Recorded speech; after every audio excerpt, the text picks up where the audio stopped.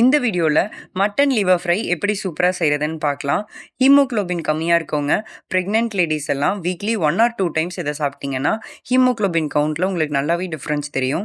ஒரு கடாயில எண்ணெய் சேர்த்துட்டு, எண்ணெய் நல்லா காஞ்சதுக்கப்புறம், நல்லா ஒரு கைப்பிடி அளவு சின்ன வெங்காயம், ஒரு கொத்து கருவேப்பிலை சேர்த்துட்டு இத நல்லா வணக்கிக்கோங்க.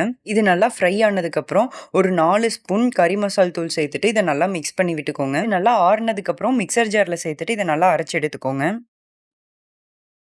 இப்போ ஒரு குக்கர்ல 1 டேபிள் ஸ்பூன் எண்ணெய் சேர்த்துட்டு 2 ஏலக்காய், 3 கிராம்பு, 3 சின்ன துண்டு பட்டை, கொஞ்சமா சோம்பு சேர்த்துட்டு இது நல்லா பொரிஞ்சதுக்கப்புறம் ஒரு பெரிய வெங்காயம், 1 தக்காளி, 2 பச்சை மிளகா, 1 கொத்து கருவேப்பிலை இதெல்லாம் சேர்த்துட்டு இத நல்லா வணங்குனதுக்கப்புறம் இஞ்சி பூண்டு பேஸ்ட் சேர்த்திக்கோங்க.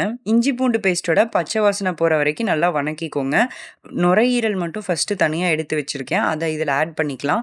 கல்லீரல் வந்து கடைசியா ஆட் பண்ணிக்கலாம். ஏன்னா கல்லீரல் வந்து சீக்கிரமா கரைஞ்சிரும். இந்த நுரையீரல் வந்து பார்த்தீங்கனாலே நல்லா ரப்பர் மாரி இருக்கும்.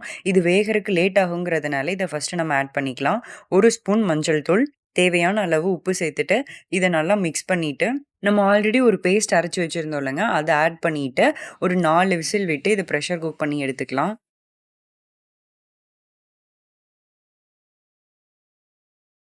இப்ப இது விசில் அடங்குனதுக்கப்புறம் எடுத்து பார்த்தீங்கன்னா, நல்லா சாஃப்ட்டா குக் ஆயிருக்கும்.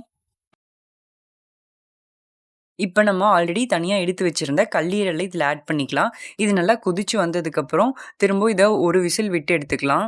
இந்த கல்லீரல நம்ம ஃபர்ஸ்ட்டே ஆட் பண்ணியிருந்தோம்னா, நான் ஆல்ரெடி சொன்ன மாரி இது நல்லா கரைஞ்சு போயிரும்.